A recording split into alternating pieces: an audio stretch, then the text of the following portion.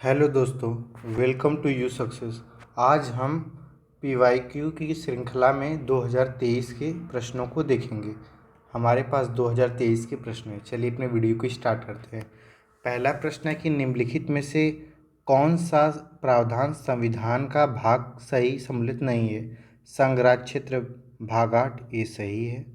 अनुसूचित और जनजातीय क्षेत्र भाग 10 ये भी सही है। अधिकरण वाला गलत है क्योंकि ये 14A है, इसलिए हम कह सकते हैं कि ऑप्शन सी ही गलत है। राजभाषा 17 में दिया है, ये भी सही है। नेक्स्ट क्वेश्चन है, निम्नलिखित सूचियों को मिलाना है कि देखना है कि सही है कि नहीं है और उनको मिलाना है। ऑप्शन ए अनुच्छेद 324, 315, 280, 338। तो जो 300 अनुसूचित वाला आयोग वाला है वो आर्टिकल 338 है। वित्त आयोग 280 है और लोक सेवा आयोग है जो वह 315 है। निर्वाचन आयोग है जो 324 है। इसके अकॉर्डिंग अगर हम अपने ऑप्शन को चेक करें तो ऑप्शन बी राइट है। ऑप्शन बी राइट है। नेक्स्ट देखते हैं अपना, निम्नलिखित घटनाओं पर विचार कीजिए तथा इन्हें सही कालक्रम में व्यवस्थित कीजिए। जब से पहले क्या हुआ था, तो प्रारूप समिति की नियुक्ति कब होती है, तो 29 अगस्त 1947। भारतीय संविधान को अंगीकृत और अधिनियमित कब किया जाता है, तो इसको किया जाता है 26 नवंबर 1949। फिर भारतीय संविधान की प्रवृत्ति होने की 26 जनवरी 1950। संविधान सभा की प्रथम बैठक 9 दिसंबर 1946। तो इसके हिसाब से हमारा जो आंसर होगा, तो सबसे क्या करना है, सबसे पहले से लेकर आखिरी तक। तो सबसे पहले इसमें क्या होता है, संविधान सभा की बैठक हो रही है तो फोर्थ आ जाएगा। फिर इसमें इसके बाद आ जाएगा तो फोर्थ 1 2 3 ये होगा सबसे लास्ट में जो होता है संविधान का लागू होना है इसमें। फिर नेक्स्ट देखा जाए हम लोग, तो है किसी राज्य की सीमा बदलने की सिफारिश राष्ट्रपति संसद को देता है और इसके लिए राष्ट्रपति संबंधित राज्य के विधानमंडल द्वारा उस प्रस्ताव पर विचार एक खास अवधि के भीतर करता है। बिल्कुल सही है ये। राष्ट्रपति को उस राज्य विधानमंडल का प्रस्ताव मानना अनिवार्य नहीं है, ये भी सही है। लेकिन कारण जो है वो कथने की पुष्टि नहीं करता है। दोनों सही हैं लेकिन ये पुष्टि नहीं करता। तो ऑप्शन बी इसका क्या हो जाएगा, राइट हो जाएगा। फिर हम देखते हैं नेक्स्ट क्या है, भारत के उपराष्ट्रपति का निर्वाचन जिस सर्वोच्च न्यायालय द्वारा शून्य घोषित किया गया है के संदर्भ में निम्नलिखित में से कौन सा सही है। यदि जो वाइस प्रेसिडेंट हैं अगर उनका जो उनके शून्य घोषित कर दे पद को कि निर्वाचन में कुछ त्रुटियां रही होंगी उस कारण, तो कथन है इसमें पहला वाला है, उपराष्ट्रपति के रूप में प्रकार की घोषणा से पूर्व उसके द्वारा किए गए कार्यविधि मान्य होते हैं। बिल्कुल सही है। उपराष्ट्रपति के रूप में इस प्रकार की घोषणा होने के दिन उसके द्वारा किया गया कार्यविधि मान्य नहीं होते हैं, ये भी होते हैं। ये वाला गलत है। तो ओनली वन क्या है इसका राइट आंसर है। क्वेश्चन नंबर 6, लोकसभा की प्रथम महिला स्पीकर निम्न में से कौन सी हैं। तो पहला जो है वो मीरा कुमारी हैं। ऑप्शन सी इसका राइट आंसर है। सेवन्थ क्वेश्चन देखें, कौन सा इसमें शेड्यूल सही से नहीं है। सेवन्थ क्वेश्चन में तीसरी अनुसूचित शपथ होता है वो सही है। 8वीं अनुसूचित भाषाएं ये भी सही है। 9वीं अनुसूचित राज्यसभा में स्थानों का आवंटन ये गलत है क्योंकि ये फोर्थ शेड्यूल में आता है। और 9वीं अनुसूची में क्या आता है कि कोई भी भूमि सुधार वाला जो डाला गया था कि न्यायिक पुनरावलोकन से उसे बाहर रखा जाए जैसे, तो इसमें 9वीं अनुसूची में आएगा। फिर 10वां क्या है, दल परिवर्तन के आधार पर, ये भी सही है, दल बदल नियम वाला है। फिर नेक्स्ट 8वां प्रश्न, भारतीय संविधान ने प्रारंभ में किस अवधि के लिए सभी सरकारी उद्देश्य तो अंग्रेजी भाषा के उपयोग के लिए अनुमति प्रदान की थी। तो ऑप्शन सी राइट है, 15 वर्ष। फिर नेक्स्ट है, निम्न नीचे दिए गए कथनों में बताना है कारण कथन वाला। राष्ट्रपति संसद का भाग है, सही है। संसद के दोनों सदनों द्वारा पारित विधेयक राष्ट्रपति की सहमति के बिना कानून नहीं बन सकता। तो कथन ए की पुष्टि आर कर रहा है। तो हम देखते हैं ऑप्शन बी इसका पूरा सही होगा। संघ वित्त आयोग के बारे में नेक्स्ट है 10वां क्वेश्चन। संघ वित्त आयोग के संदर्भ में निम्नलिखित में से कौन से कथन सही हैं? वित्त आयोग में एक अध्यक्ष तथा 6 सदस्य होते हैं? नहीं, 5 होते हैं टोटल कितने होते हैं? 5। ये अपना प्रतिवेदन नीति आयोग को? नहीं, ये अपने जो प्रतिवेदन होते हैं राष्ट्रपति को भेजते हैं, राष्ट्रपति संसद के समकक्ष रखवाते हैं। तो इस तरह हमारा इसमें न तो एक न तो दो, दोनों कथन ही क्या हो गए? गलत हो गए इस वाले प्रश्न में। फिर नेक्स्ट आए 11वां क्वेश्चन हमारा जो, उसको देखते हैं। नीचे उच्चतम न्यायालय की मौलिक अधिकारों के हनन रोकने के लिए रीट जारी करने की शक्ति के संबंध में 2 कथन है। पहला है, जो सुप्रीम कोर्ट को यह शक्ति प्रदत्त है कि वह बंदी प्रत्यक्षीकरण, परमादेश, प्रतिषेध अधिकार, परीक्षा, उत्प्रेषण रीट जो मूल अधिकार को लागू करने के लिए समुचित हो, उस रीट का प्रयोग कर सकती है। तो ये कथन है आर्टिकल 32 के साथ सही है। फिर नेक्स्ट है, संसद को अधिकार है कि वह कानून बनाकर किसी अन्य न्यायालय को अपना अधिकार स्थानीय सीमाओं के भीतर उच्चतम न्यायालय की दी गई इन शक्तियों का प्रयोग कर सकता है। तो दोनों कथन ही क्या है? सही है इसमें। नेक्स्ट क्वेश्चन महान्यवादी से है कि भारतीय महान्यवादी के संदर्भ में निम्नलिखित कथनों में से कौन सा सही है? महान्यवादी के पद पर ऐसे व्यक्ति नियुक्त होते हैं जो कि उच्चतम न्यायालय का न्यायाधीश नियुक्त होने के लिए अर्हित हैं? सही है। महान्यवादी का जो आर्टिकल है 76 है। महान्यवादी को उनके पद से उसी प्रक्रिया से हटाया जैसा है जैसे सुप्रीम कोर्ट के न्यायाधीश को? नहीं, उच्चतम न्यायालय के नहीं, वो राष्ट्रपति के प्रेसिडेंट के प्रसाद पर्यंत होता है। तो ये वाला कथन गलत है, केवल एक कथन जो हमारा क्या है? सही है। फिर नेक्स्ट 13वां क्वेश्चन देखिए। भारत के राज्य क्षेत्र में विधान परिषद के बारे में बताया गया, क्या सही है? एक विधान परिषद में उस राज्य की विधानसभा की कुल सदस्य संख्या की 1/3 से अधिक सदस्य नहीं हो सकते हैं? बिल्कुल सही है ये वाला कथन। एक राज्य की विधान परिषद में कम से कम 40 सदस्य अवश्य होने चाहिए, ये भी कथन सही है। तो दोनों कथन हमारे क्या हैं? सही हैं। तो ऑप्शन सी राइट है। फिर हमारा जो नेक्स्ट क्वेश्चन है उसको अगर हम लोग देखा जाए, क्वेश्चन नंबर 14, संसद में उत्तर प्रदेश के प्रतिनिधित्व के संदर्भ में निम्नलिखित में से कौन सा कथन सही है? राज्यसभा के लिए उत्तर प्रदेश की सीटें 31 हैं? सही है। लोकसभा के लिए 80 हैं? ये भी सही है। तो दोनों कथन हमारे क्या हो गए? सही हैं। फिर नेक्स्ट क्वेश्चन है, संसद के सचिवालय में पदों के संदर्भ में निम्न में से कौन सा कथन सही है? संसद के प्रत्येक सदन के सचिवालय के लिए सम्मिलित पदों को सृजित किया जा सकता है? ये भी सही है। नेक्स्ट है, संसद को अपने किसी भी सदन के सचिवालय स्टाफ की सेवा शर्तों को विनियमित करने का अधिकार है? ये भी सही है। तो सी इसका राइट आंसर है। फिर नेक्स्ट ग्राम सभा के बारे में दिया हुआ है। ग्राम सभा के बारे में, इसका कार्य क्या सत्य नहीं है बताना? नहीं, इससे कार्य और शक्ति है ग्राम स्तर पर उसी प्रकार है जैसे राज्य व्यवस्थापिका के राज्य स्तर पर। ये भी सही है। राज्य इसकी शक्तियों का निर्धारण केंद्रीय सरकार करती है? ये गलत है, क्योंकि क्या है, ये राज्य सूची का भी राज्य इसके निर्धारण करती है। यह एक ग्राम स्तर की सभा है जिसमें पंचायत के क्षेत्र के सभी पंजीकृत। तो ये भी सही है। नेक्स्ट है 17वां, पंचायतों के समस्त चुनाव का संचालन कौन करता है? तो इसका जो करता है राज्य निर्वाचन, स्टेट इलेक्शन कमीशन करता है।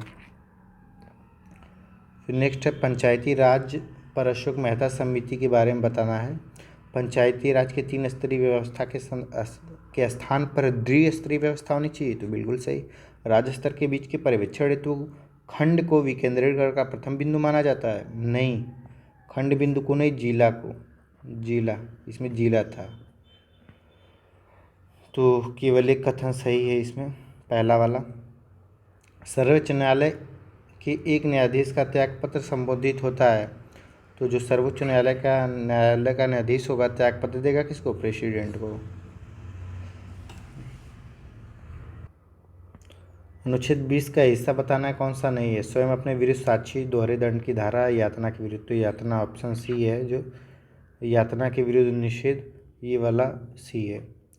निम्नलिखित में से कौन सा प्रावधान नीति निर्देशक तत्वों तथा मौलिक कर्तव्यों दोनों में एक भाग में पाया जाता है? तो पर्यावरण का संरक्षण इसका राइट आंसर है।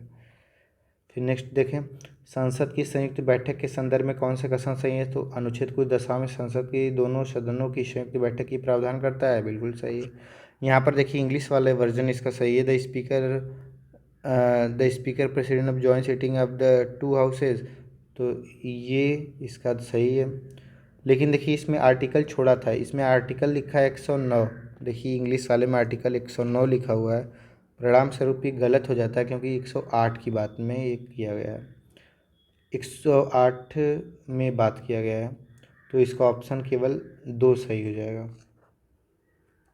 फिर नेक्स्ट है, प्राचीन क्वेश्चन नंबर 23, प्राचीन काल में भारत पे आक्रमण करने वालों का शक है क्या क्रम है? तो यूनानी शक कुषाण इसका सही होगा, यूनानी शक कुषाण राइट आंसर है, यूनानी शक कुषाण। मिलिंद पन्नु, राजा मिलिंद तथा बौद्ध भिक्षु किसके बीच है? नागसेन के बीच का संवाद है मिलिंद पन्नु। चरक संहिता में क्वेश्चन नंबर 25, चरक संहिता में कितने अध्याय और खंडों में विभाजित है? तो 120 अध्याय और 8 खंड। वैदिक कालीन प्रशासन में भागदू क्या थे? तो वो राजस्व कर जमा करने वाले अधिकारी थे, जो रेवेन्यू कलेक्टर कहा जाता था जिसे वो थे। फिर नेक्स्ट है 27, नेवासा कहाँ पर है? पुरातात्विक स्थल वर्तमान तो नेवासा है जो वो महाराष्ट्र में है, तो पहले के तीसरा होना चाहिए, तो ये फिर ईशमपुर कर्नाटक है दूसरे का चौथा। फिर डिडवाना जो है वो राजस्थान में है तीसरे के वन, तो इसमें ये वाला ए का 3, बी का 4, सी का 1 और डी का 2, ये सही उत्तर है। गुडियाना तमिलनाडु में था। कौन सा हड़प्पा संस्कृति की पूर्वी सीमा को प्रदर्शित करता है? तो आलमगीरपुर मेरठ में है, ये प्रदर्शित करता है। मांडा JNK में है। हड़प्पा इस समय पाकिस्तान में है। राखी गढ़ी है जो हरियाणा में है। नेक्स्ट है, पुराणों के संदर्भ में विष्णु पुराण मौर्य वंश की जानकारी प्रदान करता है, तो बिल्कुल सही है। वायु पुराण गुप्त वंश के शासन की व्यवस्था पर प्रकाश डालते हैं, तो दोनों सही कथन है, दोनों राइट उत्तर है। फिर नेक्स्ट है, निम्नलिखित में से कौन से युग्म दर्शन और प्रचारक सही हैं? वैशेषिक पतंजलि, ये गलत है क्योंकि कड़ाद, वैशेषिक ये कड़ाद है जो कनिष्क के दरबार में रहते हैं। मीमांसा ये भी गलत है। न्याय गौतम सही है, न्याय गौतम सही है। कैप्टन हॉकिंस के संदर्भ में निम्नलिखित कथनों को देखिए, वह 1611 में जेम्स प्रथम के राजदूत नहीं, 1608 में आए थे, तो ये वाला तो गलत हो गया। वह तुर्की भाषा का बहुत अच्छा ज्ञात है, इसका वो तुर्की भाषा जानता था, तुर्की और फारसी, बट इसके आयोग ने न तो एक और न 2 उत्तर मारा हुआ है। खरीदादार कौन था? खरीदादार कौन था? तो खरीदादार फरमानों को भेजने वाला एक अधिकारी था मुगल दरबार में, मुगल दरबार में। फिर ये बुक्स दी गई हुई लिटरेचर और कहाँ किससे रिलेटेड है? तो मीरातुल अखबार बंगाल के इतिहास से संबंधित है। मीरातुल सिकंदरी। बुरहान मासिर है जो, वो बहमनी के अहमदनगर से संबंधित है, तो पहले का पहला, दूसरे का दूसरा, और रियाज उस सलातीन जो है बंगाल से संबंधित है। नहीं, मीरात सिकंदरी जो गुजरात विजय से, सॉरी, जो मीरात सिकंदरी है वो गुजरात विजय से संबंधित है, गुजरात विजय से, तो इसमें पहला हो गया, पहले से मिलेगा पहला, चौथा वाला मिलेगा पहले से, फिर तो यहाँ पर हम लोग 4th लिख दें। बुरहान माशिर क्या होगा? बुरहान माशिर जो है बहमनी, ये दूसरा। फिर आता है हमारा रियाज सलातिनी, तो ये बंगाल का इतिहास है, तो बंगाल तो फर्स्ट। रियाज उल इंशा तो महमूद गमो के पत्रों का संग्रह है, तो 3, तो 4 2 1 3, 4, ये ऑप्शन ए इसका राइट आंसर है। चौथी सील कौन से सही सम्मिलित नहीं? इल्तुतमिश रजिया के पिता, सही है। 7 तुर्कुन इल्तुतमिश की पत्नी, ये भी सही है। हमीदा बानो बेगम अलाउद्दीन खिलजी की पत्नी, ये गलत है। गुलबदन बेगम बाबू की पुत्री, ये जो थी अकबर की माँ थी, अकबर की माँ और हुमायूं की पत्नी थी, हुमायूं की पत्नी, हुमायूं की पत्नी थी। फिर इसका ये वाला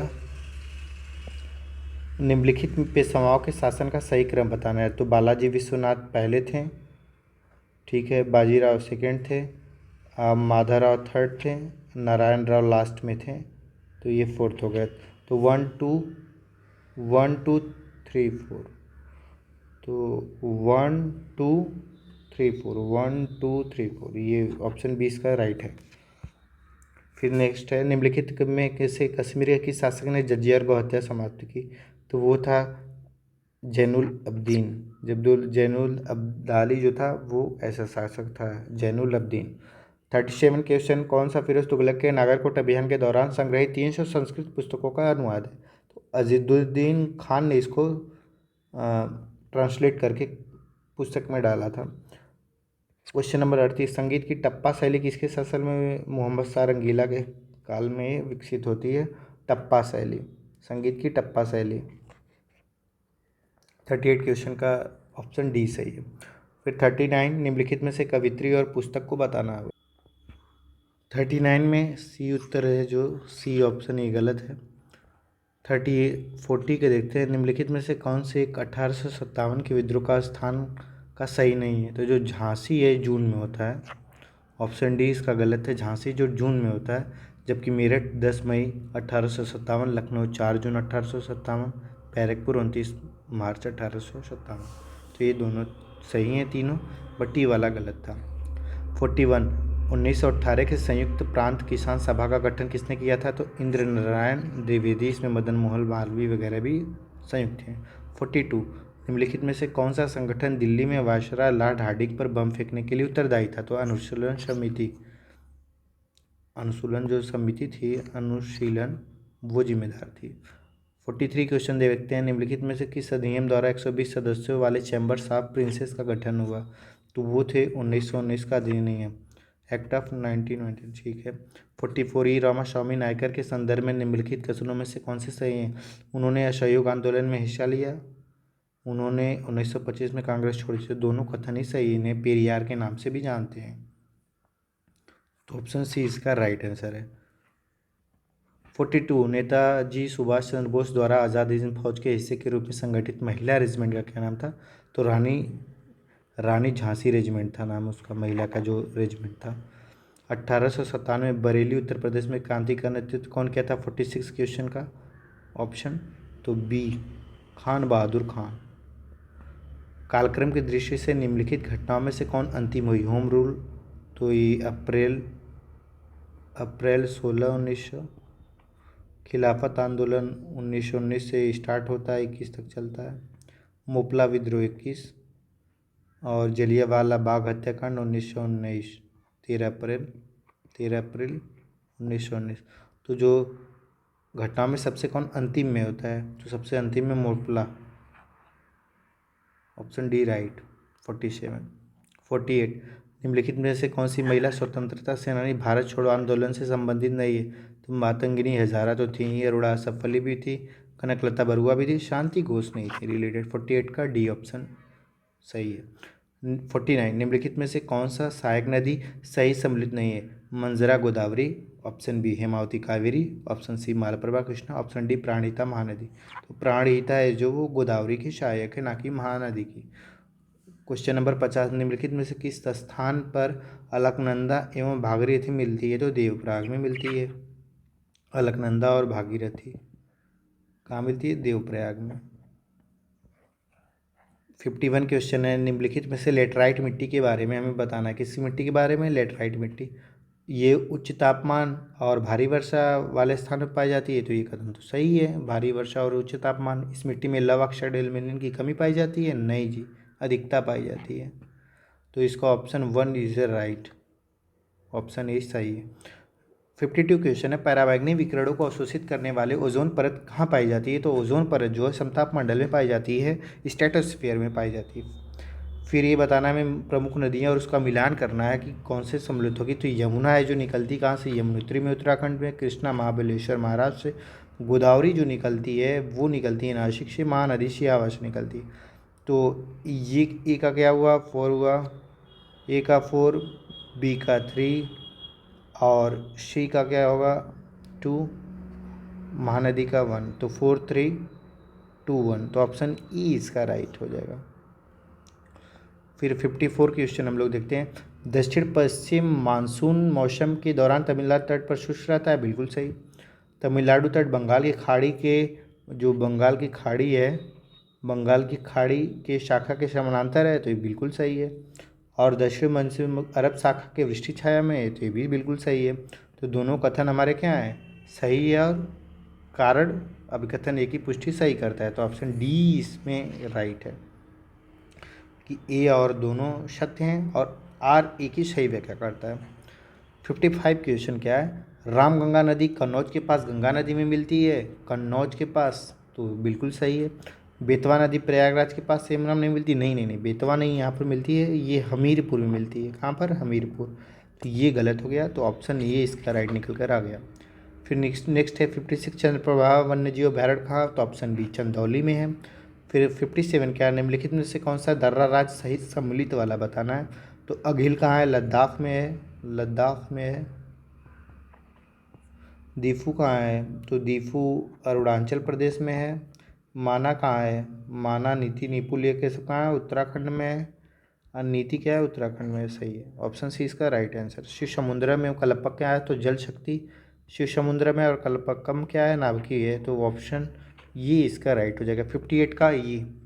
59 निम्नलिखित उत्तर प्रदेश के संदर्भ में निम्नलिखित कथनों पर विचार कीजिए। राज्य कुल भौगोलिक क्षेत्र का लगभग 12.8 है। जौनपुर और गाजीपुर बलिया जिले में कोई वन भूमि नहीं है, तो ये गलत है। यहाँ पर 9 दशमलव कुछ है, तो ये भी गलत है। तो इस तरह हमारा उत्तर आ गया क्या, न तो एक न तो बी। फिर इसमें हमें ए पोर्ट दिए गए हैं क्वेश्चन नंबर 60 में, और उससे संबंधित देश दिए हैं। रॉटरडैम नीदरलैंड सही है। इगारका जो है रूस में है, ना कि चाइना में, तो इसमें यही नहीं सही था, option B is the right. Montevideo Europe में, जकार्ता इंडोनेशिया में। 61 का क्या है, बेंगुला प्रशांत महासागर की एक ठंडी धारा है, तो प्रशांत महासागर की न होकर बेंगुला अटलांटिक महासागर की है, अटलांटिक ओशियन की। यदि सूर्य पृथ्वी चंद्रमा एक सीधी रेखा में आए तो उससे लघु नहीं दीर्घ आता है, क्या आता है, दीर्घ ज्वार आता है। महासागरीय लवणता कर्क और मकर रेखा पर अधिकतम होती है, तो ये बिल्कुल सही, option C is right answer. 12 घंटे 26 मिनट में के बाद ज्वार आता है, 12 घंटे 26 मिनट में, ना कि 12:30। 62 संयुक्त राज्य अमेरिका और मैक्सिको की सीमा कौन बनाता है, तो रियो ग्रांडे बनाती है। हालांकि आयोग ने रियो ग्रांडे माना है, जबकि कोलोराडो भी बनाती है, तो क्या ही कर सकते हैं। 62 का भी।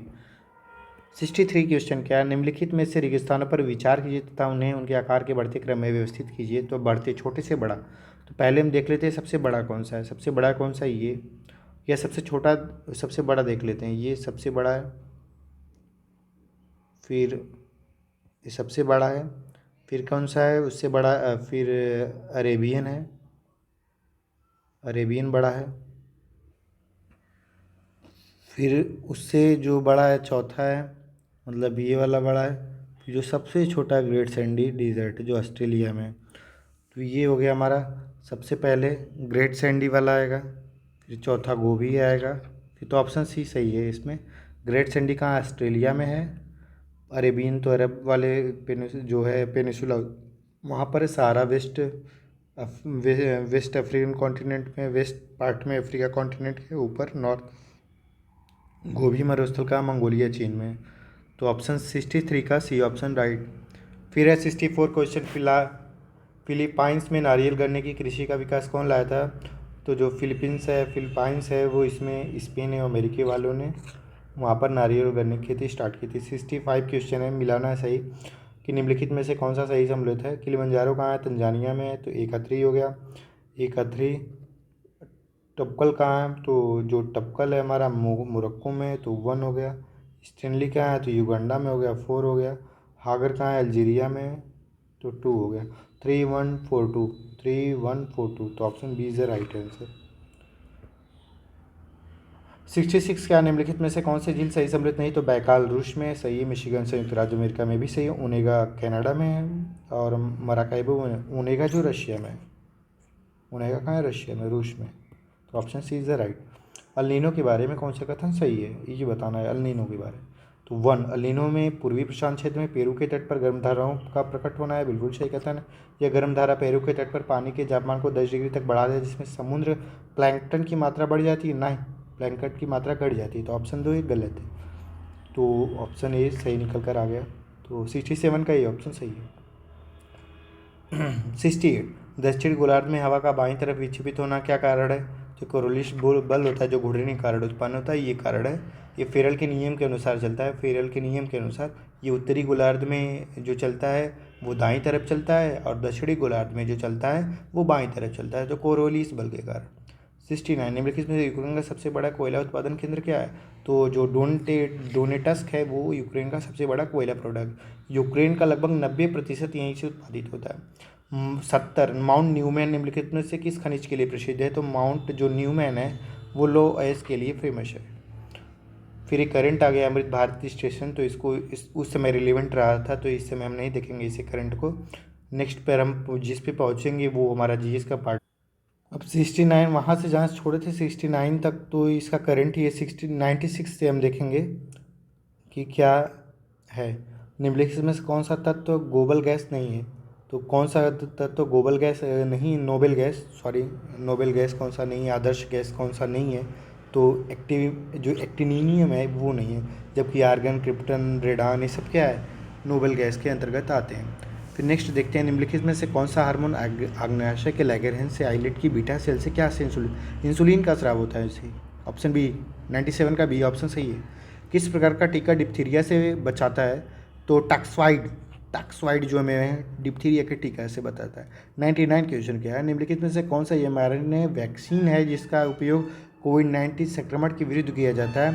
तो वो है, उस समय का करंट था, इसको भी हम स्किप ही करते हैं। निम्नलिखित में से कौन सा कारक जैव विविधता के ह्रास के लिए सर्वाधिक महत्वपूर्ण है? तो प्राकृतिक वाष्प का विनाश, जो ऑप्शन सी है इज राइट। पौधों में जाइलम परिवहन के लिए जिम्मेदार है, तो ये जाइलम है जो जड़ में होता है, और ये जल का रिस्पॉन्सिबल वाटर के लिए होता है। गैर पारंपरिक ऊर्जा के स्रोत का 102वां क्वेश्चन है कि क्या है? तो गैर पारंपरिक ऊर्जा के स्रोत हैं जो कि नवीकरणीय है, जिनका प्रयोग बार बार किया जा सकता है।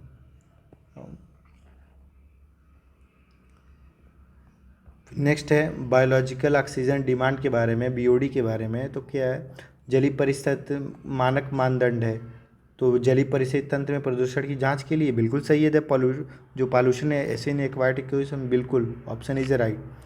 फिर 104 जलीय पौधों जिस प्राय जल प्लावित धान के खेत में जैवरक के रूप में प्रयोग होते हैं 104 का, तो azolla, 104 azolla is the right answer.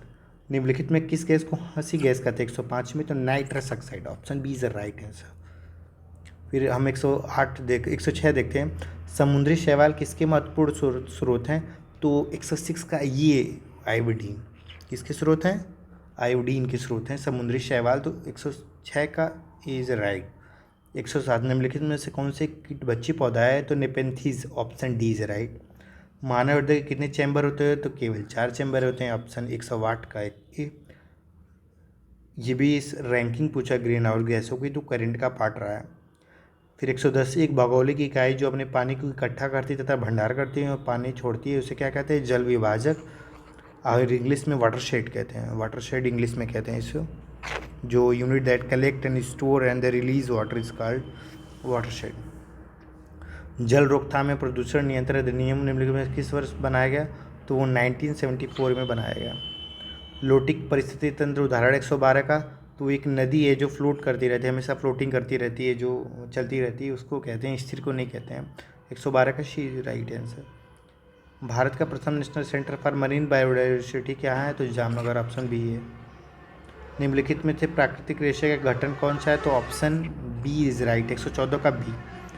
115 रेगिस्तान में आवास करने वाले जानवर क्या कहलाते हैं? तो वो मरुद्भिद जानवर कहलाते हैं, ऑप्शन डी इज राइट, 115 का डी। फिर 116 को मिलाना है हमें। तो डेंगू क्या होता है, वायरस होता है, तो 4 हो गया, बी का 4। फिल पाँव किससे होता है, कृमि से होता है, तो 3 का तीसरा ही हो गया। मलेरिया किससे होता है, दूसरा, तो पहला बच गया। तो ये विषाण क्या दिया हुआ है इसकी जगह, तो 4 ये देखिए बैक्टीरिया का विषाणु दे दिया है, तो हम इंग्लिश वाले वर्जन से मिला लेते हैं, इसमें इस गलत दिया हुआ है थोड़ा सा। तो पेप्टिक अल्सर है वो किससे होता है, बैक्टीरिया, एक का 4 हो गया। डेंगू किससे होता है, डेंगू जो होता है हमारा वो होता है वायरस से, तो 1 हो गया। फिर हमारा एलिफेंट फुट किससे होता है, तो वर्म से होता है, 3 हो गया। फिर हमारा मलेरिया किससे होता है, तो प्रोटोजोआ, तो 4 1 3 2 option B is the right answer. पोषक स्तर बनते हैं खाद्य श्रृंखला में जीवों के संबंध में, ऑप्शन इज द राइट। 118 राष्ट्रीय उद्यानों में आनुवंशिक विविधता का रखरखाव किया जाता है इंस्टीट्यूट संरक्षण द्वारा। भारत के किस भाग में हांगुल पाए जाते हैं, तो जम्मू कश्मीर का पशु है, राष्ट्रीय है, उस राज्य स्तरीय का है, तो 119 का D is the right answer. निम्नलिखित में से कौन सा बायोडिग्रेडेबल प्रदूषक नहीं है, तो ऑप्शन डी जो है बायोडिग्रेडेबल नहीं, जबकि घरेलू अपशिष्ट, मूत्र, बल, ये सब क्या होते हैं, बायोडिग्रेडेबल हो जाते हैं। फिर नेक्स्ट है केंद्रीय बजट 2023-24 के बारे में दिया हुआ है, तो हम उस समय का बजट आज का पढ़ेंगे इसको आज के परिप्रेक्ष्य में। फिर हमारा 122 है कि उपयुक्त जनसंख्या का सिद्धांत किसने दिया है, सामाजिक उपसमझ तो जनसंख्या खाद्यान्न आपूर्ति का सिद्धांत कौन दिया है, आपको पता होगा, माल्थस। तो इसका जो डी का है हम 2 लगा लेते हैं, ठीक। जनसंख्या जो संक्रमण का एडविड केनन क्या दिए थे, एडविड केनन या हेनरी जॉर्ज क्या दिए थे, तो हेनरी जॉर्ज दिए थे सामाजिक तो बी का हो जाएगा 4। उपयुक्त जनसंख्या का सिद्धांत तो एडविन केनन 3 हो जाएगा।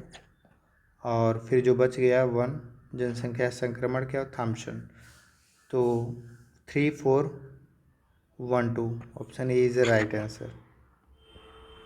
संसाधनों के उपयोग एवं भविष्य के लिए संरक्षण जो 130 है, सतत विकास की बात कर रहा है।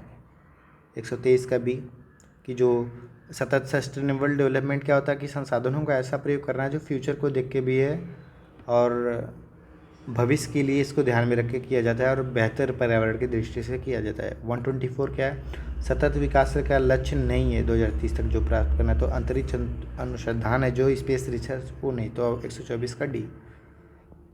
फिर है 125 देश के पर्यावरण को बनाए रखने के लिए जनसंख्या नियंत्रण आवश्यक है, बिल्कुल सही। जनसंख्या में तीव्र वृद्धि के कारण पर्यावरण संतुलन नहीं बिगड़ता है, संतुलन, केवल ये सही है इसका, ये question option C is right, ये सत्य किंतु आर गलत।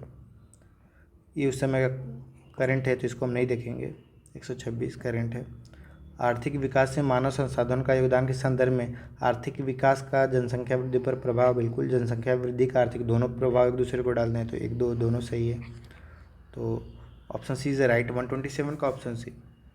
भारत में जनगणना का कार्य सर्वप्रथम कब प्राप्त हुआ था, तो 1871 में मेयो द्वारा स्टार्ट किया गया था, लॉर्ड मेयो द्वारा, जबकि 81 में रिपन द्वारा ये जो नियमित रूप से आने लगा, रिपन द्वारा, जो हम 10 वर्षीय देखते हैं।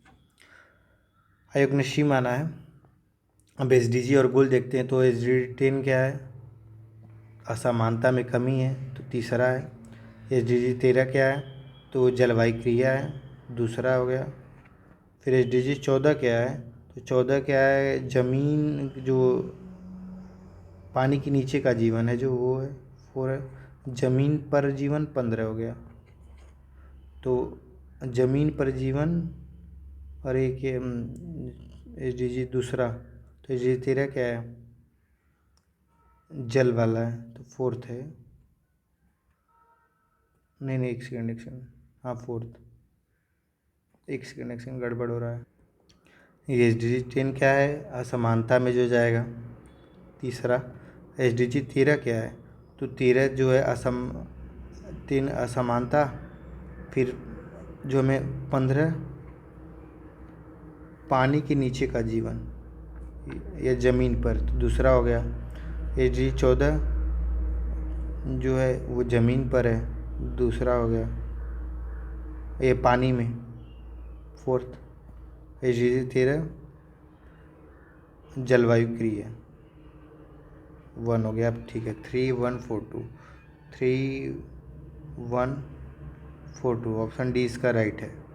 सॉरी इसमें थोड़ा समय लग गया। 130 ये चैलेंज ऑफ वर्ल्ड पावर्टी पुस्तक है, तो ये देखना पड़ेगा इसका क्या आंसर दिया गया है। Challenge of the world poverty देखते हैं, इसी स्टार लगा लेते हैं, नहीं है पता हमें। निम्नलिखित में से कौन सी जननी सुरक्षा योजना का प्रमुख उद्देश्य है? तो ऑप्शन डी मातृ मृत्यु दर और नवजात मृत्यु दर।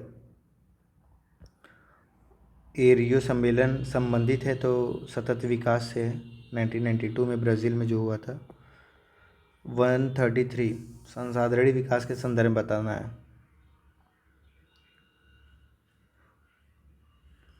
ये 133 ये भी देख लेंगे हम, नहीं क्या है। वैश्विक सूचकांक संरचना राष्ट्रीय सांख्यिकी व्यवस्था प्रस्तुत क्षेत्रीय आधार पर संकलित सूचनाओं के आधार पर संयुक्त राष्ट्र महासचिव के वार्षिक, ये हम देख लेंगे। 133 में डाउट है कुछ, तिमाही वगैरह दे दिया है। फिर 134 एक करंट ही है उस समय का वो सब। फिर देखते हैं 135 प्राकृतिक संसाधनों का वर्तमान पीढ़ी द्वारा इस प्रकार से प्रयोग किया जाना क्या है? सतत विकास, न्यूनतम क्षरणों। पीएम गतिशील योजना क्या है? करंट है उस समय का। 137 कौन सा है? आर्थिक क्रिया नहीं है, तो स्वैच्छिक समाज सेवा आर्थिक क्रिया नहीं है। 137 का सी। ये बजट है तो बजट इस समय का रेलिवेंट देखना पड़ेगा। 139 भारत में जनसंख्या स्थायित्व का लक्ष्य कब तक रखा गया है? तो अब जो पहले था वो 2070 था, अब जनसंख्या स्थायित्व चलिए ठीक है बी 2070 तक रखा गया है। फिर ये भी करेंट ही है। आर्थिक संरक्षण दिया हुआ है 143। हाँ ये है निर्धनता पॉवर्टी का क्या है? तो ये एब्सोल्यूट और रिलेटिविटी 1 और 2 दोनों सही है, केवल 1 और 2 और नहीं है, तो ये ऑप्शन सही है।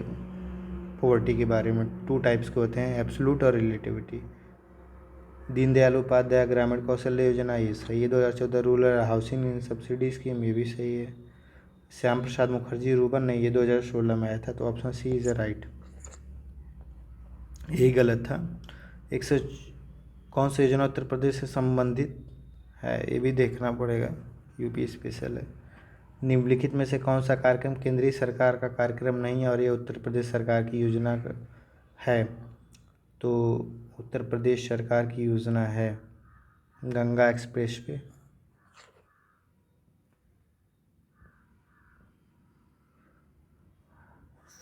From dependence to self reliance ये भी देखना पड़ेगा, करंट ही है, इस समय का करंट है। निम्नलिखित में कौन सा विश्व वेटलैंड मनाया जाता है 2 फरवरी को? विश्व सामाजिक संरक्षण रिपोर्ट, तो अंतर्राष्ट्रीय श्रम संगठन 148 का सी। मध्याह्न भोजन को पीएम पोषण योजना कब कहा गया? तो ये 2019 शायद। निम्नलिखित में से कौन सा एक केंद्रीय बजट विभाग का अनुमानित राशि है? ये सब करेंट है उस समय का। चलिए हम अपने 2023 के क्वेश्चन को पूरा करें। धन्यवाद।